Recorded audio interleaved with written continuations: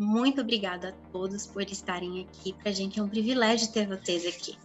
Hoje, a gente vai estar conversando sobre as visões diferentes de dois homens.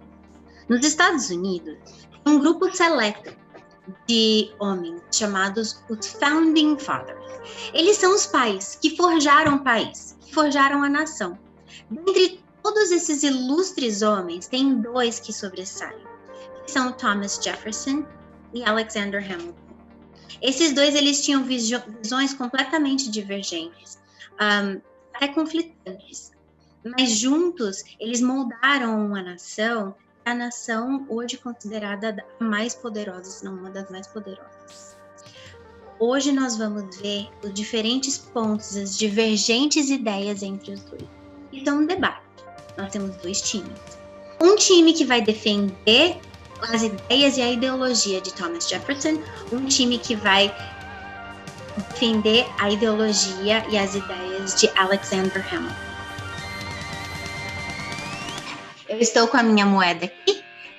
Carol e Júlia, eu vou pedir para vocês escolherem se vocês querem cara ou coroa. Eu escolho cara, porque Jefferson era contra a monarquia. Então tá certo. Deu coroa! Então, o time do Jefferson vai primeiro. São os que perderam o coin toss que vão primeiro. Agora em diante, eu vou apertar a tecla SAP. May the best man or woman or team win. Congratulations. Go ahead. Good evening, everyone. My name is Samia, and I'm a senior in high school. I'm also the first speaker of Thomas Jefferson's side of this present debate. Thomas Jefferson, the third president of the United States, and also one of the most important founding fathers, wrote the following words to be immortalized in his grave. Jefferson is well known for his contributions to the early foundations of the United States and as the author of one of the most influential political documents, the Declaration of Independence. As an anti-federalist, Thomas Jefferson was in favor of a strong local power and states' rights. He was tired of central government's power, authority, and mainly its tyranny. Unlike his opponent, Alexander Hamilton, he acknowledged the importance of a strong government, but only when it came to foreign relations. And he also defended a decentralized agrarian republic. So you said both acts, the creation of a bank, the treaty with France for Louisiana, would be of a great good for the country. And both acts would strengthen the power of the federal government, which Jefferson feared so much. So, why was it not allowed in the former case? It was allowed in the later, when Jefferson was president. How to explain such controversy? This is a good point, since the Judge Marshall of the Supreme Court said that Jefferson was right, because in the Constitution he was written that the president could increase the land and the territory after a war and treaties. So it was legally right to Jefferson do this. My question is, in 1784, Thomas Jefferson was appointed to the United States envoy minister to France and began to live there periodically with his oldest daughter Martha and multiple slaves. A 14-year-old slave named Sally Hemings was taken by Jefferson and described as quite a child, handsome, long straight hair down her back, and decidedly good looking. Jefferson raped Hemings multiple times in Paris. Hemings became pregnant with Jefferson's illegitimate child, but died upon their return to America. He continued to rape her regularly and having 6 children with her. From this, where is the inalienable right to life, freedom, and pursuit of happiness that he defends so much?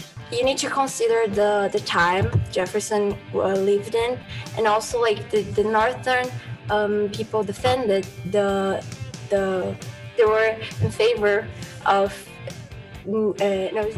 Alexander Hamilton was an American political figure that passionately guided his nation through the wilderness of the political scenario of the New World, altering forever not only the economy of the United States but also inspiring other countries to join the exponentially profitable industrialization.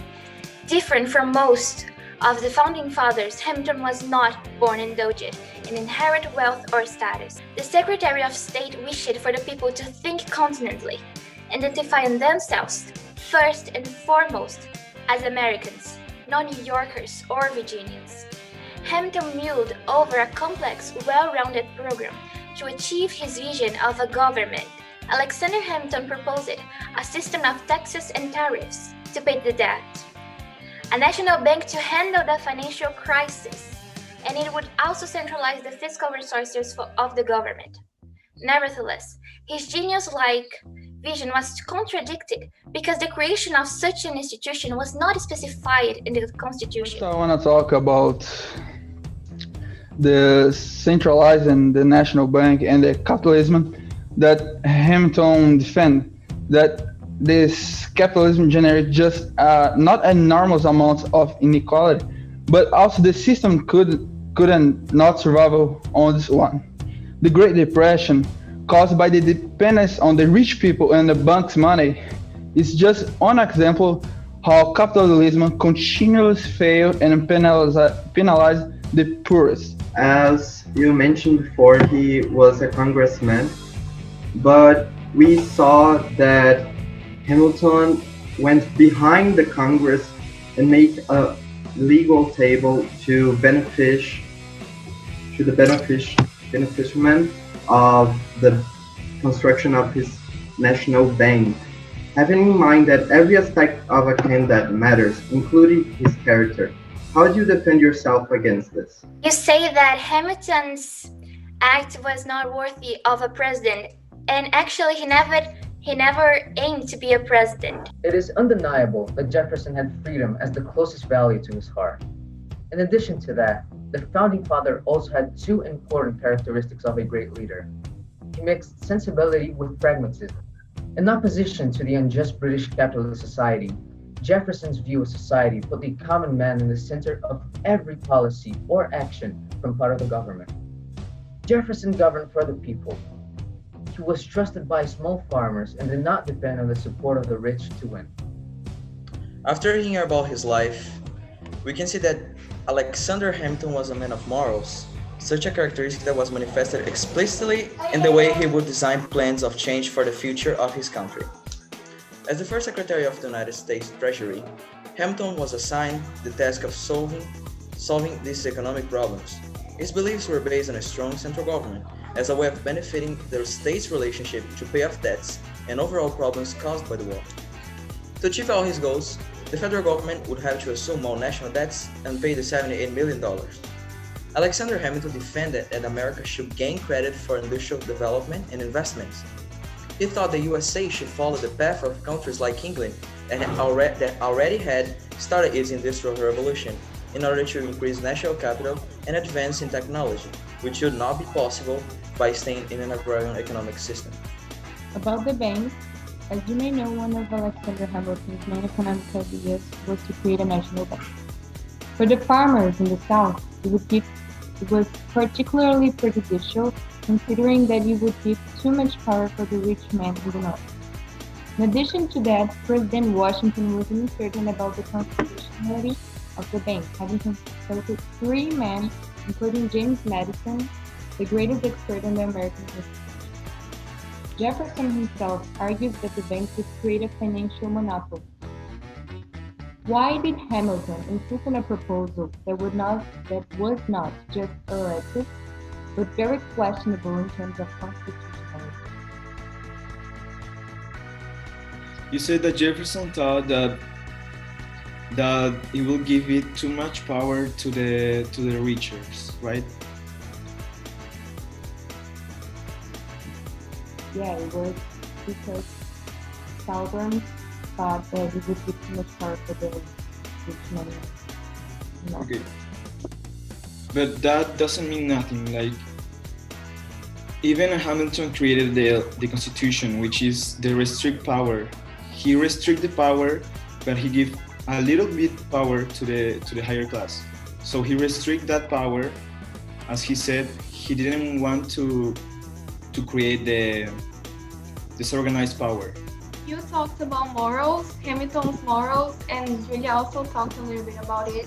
And I want to ask, like, the Alien and Sedition Act's well-known repressive measures, which allowed, for instance, the government to punish those who spoke out against it, was created by the Federalists, in which Hamilton was included, and oppressed American citizens in the land of freedom. Although Alexander Hamilton was the leader and creator of the Federalists, it doesn't mean that he would agree with all of the measurements that the group enforced in the nation. It doesn't mean that he agreed with it. So we don't have any proof that Hamilton was involved in this act. Today, 3 people own the same amount of wealth as 50% of the poorest population in the country. It is because policies such as Hamilton's industrial and financial capitalism have been implemented. If in the United States, 41 million people face hunger, it is because of the societal model that was defended by Hamilton and implemented by the Federalists. As part of Jefferson's plan, every American citizen would not just be able to self-govern, but to guarantee their true freedom by having a piece of land that would provide themselves everything they needed to live with dignity. Secretary of State Jefferson helped the colonial French slaveholders in Haiti to defeat successful slave rebellion, saying for relief of whites on the island. He refused to recognize Haiti as a sovereign republic after its victory, and he imposed a trade embargo. He was a racist. He didn't like black people, but why did he propose a federal law prohibiting slavery? Okay, so about Jefferson's beliefs, he believed that agriculture was the best economic support for the country over industrialization, and he argued agriculture unlike Alexander Hamilton. What would the American economy look like today if there were no people like Hamilton who argued industrialization against agriculture? So I'll tell you what Jefferson's economy, Jefferson's United States would look like today. It would look like a nation without people that were in hunger. It would look like a nation without 3 people owning the same amount of wealth as 50% of the population. It would look like a nation without 700,000 people who are homeless. Jefferson defended that everyone should have their basic needs attended by having a small farm to attend all their basic needs. Also, complete the Carol thoughts. If we are living in a world where it's impossible to have agrarian republic science. All the Hamiltons in the world want to stay with the world when rich get rich and poor get poor.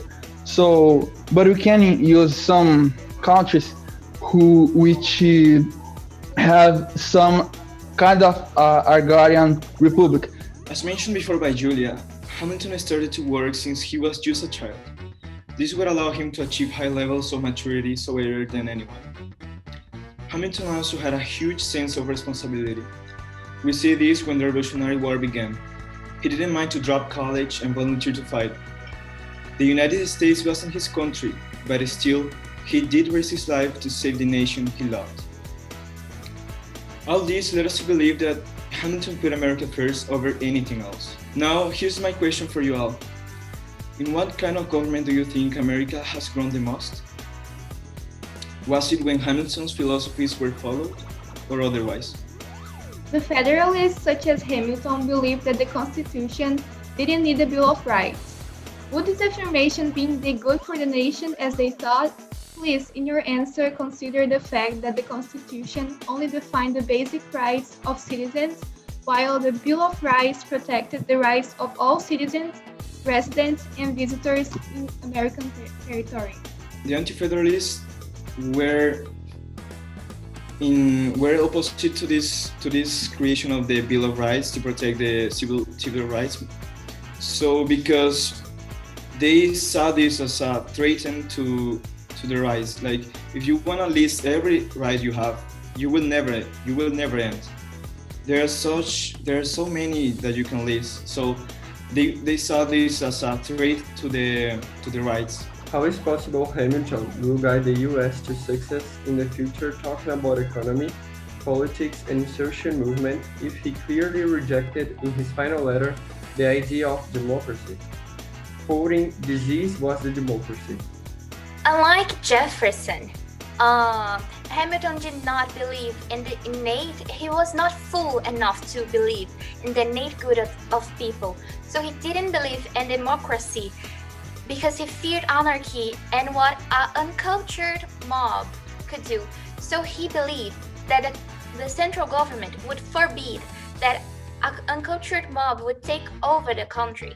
You're talking about education. I have an example of Jefferson who founded the University of Virginia, but I don't have an example of Hamilton talking about education that I know. Well, Hamilton was more focused on economics, not in education. However, Jefferson only put a university in his beloved state.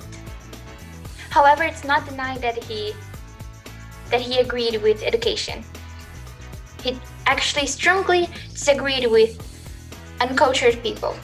So Lara asked about the Alien Sedition Acts and why Hamilton supported such a strong and repressive measure that went against not just human rights, but also all the basic beliefs in which the American nation was founded. And Julia answered that because although the Alien Sedition Acts were proposed by the Federalists, Hamilton did not support strongly these acts, but this is a lie. Since it is even cited in the official website of the government, the Defense First Amendment, that not just Hamilton was against the Bill of Rights initially, which is like a tremendous problem for the citizen that wouldn't have their rights guaranteed, but he was also in favor of the Alien Sedition Acts, putting him in a very controversial position as a repressive father and politician. I just have a question, it's directed to EET, although obviously everyone can answer this, but since he wrote the speech, I just wanted to know, like, where did you get the information that the bank helped citizens, you know? It's common knowledge that by helping the states to pay the war debt, it would help the citizenry. How could the bank do not benefit the people? Because it would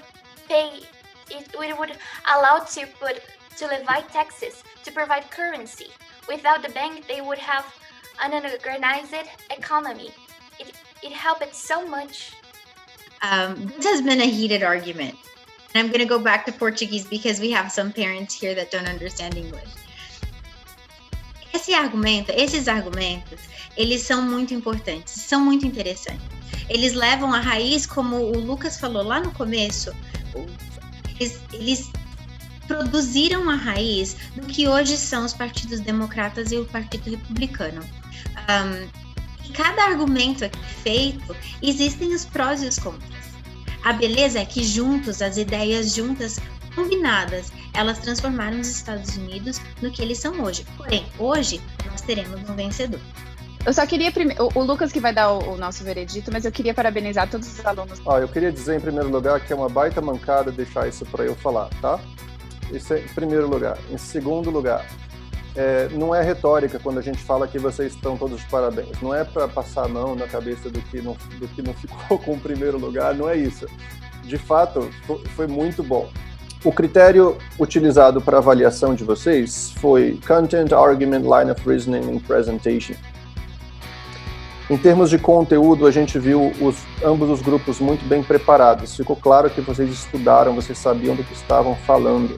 né? A linha de raciocínio de vocês, os argumentos foram bem colocados também, a apresentação de vocês também foi muito boa. Então, quando a gente foi dando nota para cada um desses 4 critérios, ficou claro que teria que ser um empate entre vocês dois. Então, surgiu uma ideia como critério de desempate e a gente entendeu que seria justo. Nós percebemos que um dos grupos pareceu melhor preparado para responder às perguntas do outro.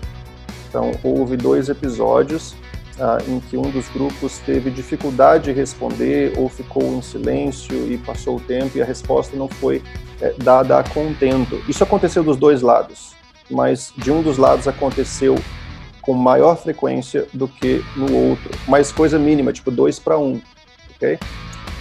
Então, usando isso como critério de desempate, eu gostaria de dizer que a nossa decisão é que o time do Jefferson foi o campeão de 2020. Então, parabéns, Jeffersonians.